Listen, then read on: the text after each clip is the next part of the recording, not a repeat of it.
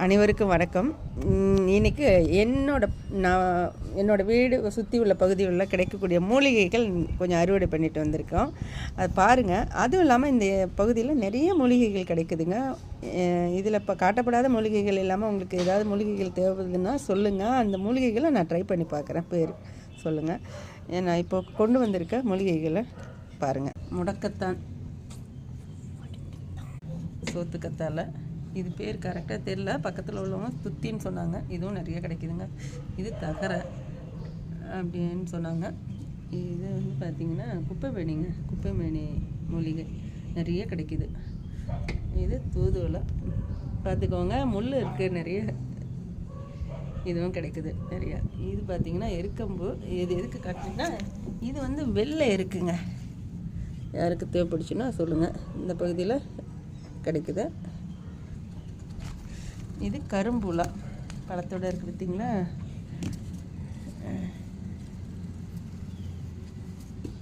கரும்புலா பழத்தோடு இருக்குது. இது ஒரு வகை, ஏதோ ஒரு பூண்டு வகையே எனக்கு தெரியலங்க, பேர் தெரில. இதுவும் நீர் பகுதியில் இருந்தது. இதுவும் எனக்கு பேர், இந்த மூலிகையோட பேரும் தெரியல. இந்த செடி பேர் சங்குப்பூங்க, ப்ளூ கலர். இது பூ புத்தன்னு காட்டுறேன்.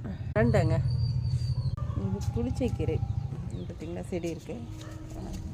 உள்ளே இருக்குது பொன்னாங்கண்ணி கீரை, அதில் இருக்குது. இது பார்த்திங்கன்னா கொடி பசலை நிறைய இருக்குங்க, பூ வச்சுருக்கு. இதோட ஒரு கீழா நெல்லியே நிறைய கிடைக்குதுங்க. யாருக்கு எதுவும் தேவைப்பட்டுச்சுன்னா சொல்லுங்கள், கமெண்டில் சொல்லுங்கள். இந்த மூலிகைங்க பாருங்கள்.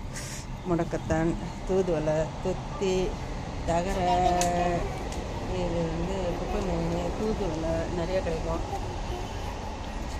கரும்புலா, மருதாணி, துளசி இருக்குது. அப்புறம் கொடி பசலை, பிரண்டை கிடைக்குது, கிலா நெல்லி. இதில் காட்டப்படாத மூலிகைகள் யாருக்கேன்னு தேவைப்பட்டுச்சுன்னா சொல்லுங்கள். எங்கள் பகுதியில் தேடி பார்க்குறேன். கிடைச்சதுன்னா கண்டிப்பாக அனுப்பி வைக்கிறேன். நன்றி, வணக்கம்.